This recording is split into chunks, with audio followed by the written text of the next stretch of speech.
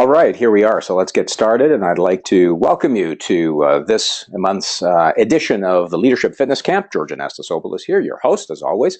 And today's topic, really important, is called You're Leading Nothing If You're Not Trusted. I know that's a mouthful. But it's also a big, big topic, this topic of trust. And over the course of the next dozen minutes or so and dozen slides or so, I'm hoping to share some insights here that I believe and hope will be particularly valuable to you. So let's get started on this topic of you're leading nothing if you're not trusted, an integral part of the Leadership Fitness Camp methodology. Here's a little quote I want to start off with that I think is interesting. It says, "Trust. It takes years to build, seconds to break, and forever to repair." And you may have seen this before, or you may have heard and or seen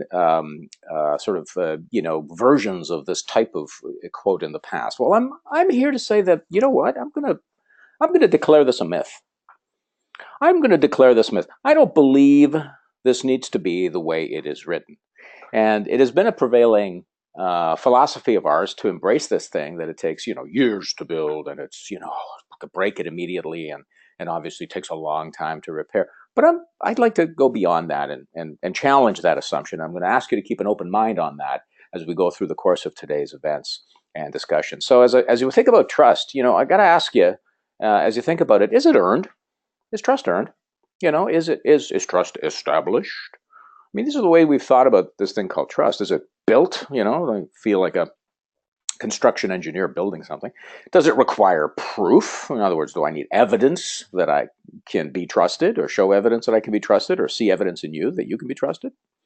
Is it a choice? And so this concept of trust goes way deeper than much of the discussions that we've often had about the topic. And so I want to kind of plant that with you for a while and offer the following objective for today's camp. And that's an important objective, and please don't fall over when you see it. And the objective is create unshakable and ooze unmistakable trustworthiness. That's you. I'm talking about you now. So ambitious goal, maybe a little audacious, I don't know. But walk with me during the course of the next 10 slides or so, and let's see how we net out on this objective, audacious though it be, about creating unshakable and oozing unmistakable trustworthiness. And I'll start off with this quote because I think it's an important one, and I think it's very valid. Trust is such a huge word; it either makes something or destroys it, and I think very much that is the case. And so I don't want to underscore the importance of trust. I just don't want us to be necessarily attached to any beliefs that might limit our capacity to be trustworthy and to earn the trust of others in a very, very powerful and immediate way. And here's what I've got to do to show you what this is all about. So let's start with a little bit of an exercise. Let's pretend that we are on vacation and we're in a distant location, and before we catch our plane to return home, we really want to go skydiving. It's just been a thing of ours. And we're driving down the highway, and there are two locations, two skydiving schools that we have to choose from. They happen to be across the street from each other. This is the one. And by the way, you don't have the luxury of doing a Google search on this to determine what other people have said about it, because you just don't have access to a cell at that time. And so the only thing you can rely on is what you see and what you experience and how you feel about these two possible schools of which to go skydiving. Here's the first one. It's called the Skydive Snohomish, and their slogan is, if at first you don't succeed, skydiving isn't for you. Yeah, like I really want to jump out of a plane with somebody who believes in this particular philosophy. But this is one of the two schools that is available to you. Here's the second one. The second one is immediately across the street, and this is the signage that you see across the street. And it's a little different, obviously. It's Adventures in Skydiving at Skydive, Arizona. And so it's obviously a very different look and feel. And their slogan is, face your fears and doubts, and new worlds will open to you. And so the question I ask you is, as you look at these two possible choices, which one would you choose to visit? Well, it is a bit of a rhetorical question, because most of us will say, I'll choose this one, the one I'm looking at right here, this Adventures in Skydiving. And when I ask participants in workshops why they would do that, why would they pick this one in particular, they say things such as, well, they look organized, they look polished. And if they look this way and have this kind of belief system and say these kinds of things, then they must have a pretty good product. They must be reliable because they look like they've taken the care and attention to present their best possible representation of themselves. And so, which of these two do you trust? And most people say, I trust this one, because of factors like the ones I've just described. And as you think about this, and if I were to ask you, why would you trust this particular one over the previous one, which had a bit of a tacky look, you might say, well, this one, I mean, come on, seriously? These guys can't be taking themselves seriously, never mind taking their job seriously. They haven't even bothered to put a decent sign up or anything like that. And so I wouldn't be likely to trust this one, but I have a greater likelihood of trusting this one. And so my question to you is, of these two examples, which one are you?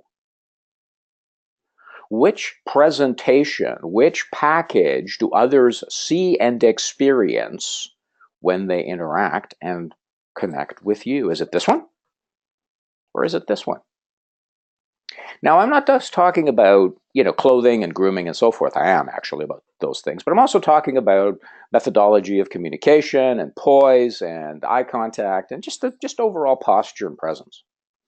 Are you this one? Or are you this one? Now, I know we lived in the 21st century, right? And so when it comes to dress, the rules have changed. Business attire, when you say business attire, now people think jeans and a jacket, and the jacket is optional. And when you say casual, people dress in pajamas. And so I get it. It's we've casualed down our world when it comes to that. But that doesn't matter. None of that matters.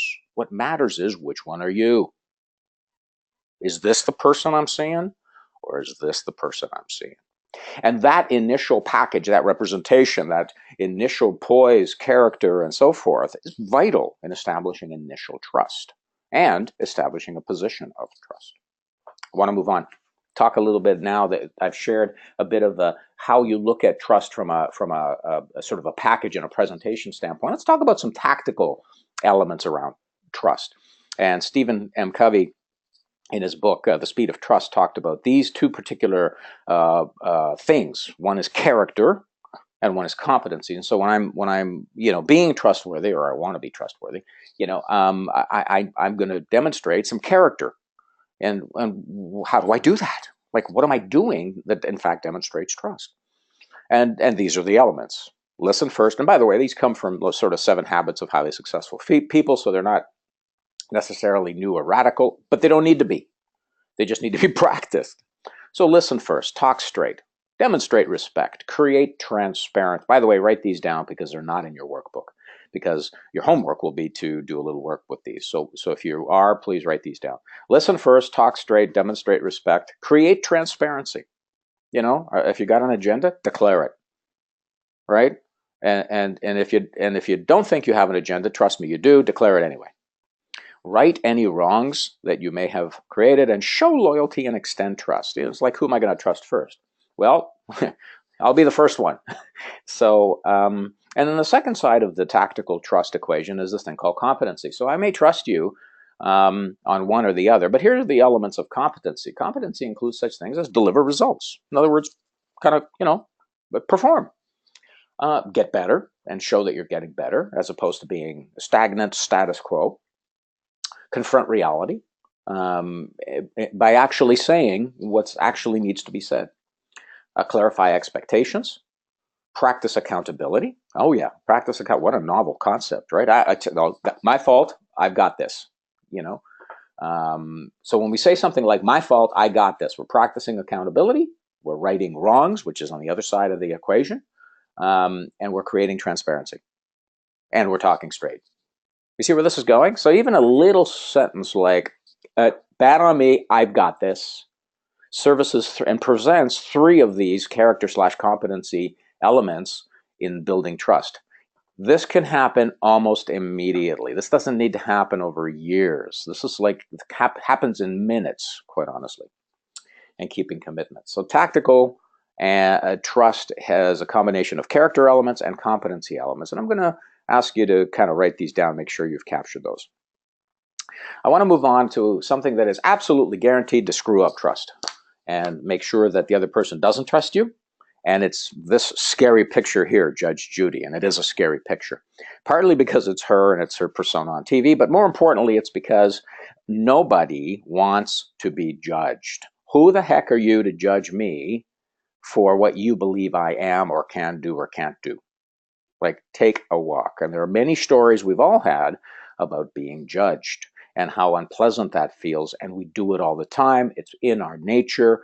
We don't even know we're doing it, and it's poisonous. Absolutely, absolutely destroys trust.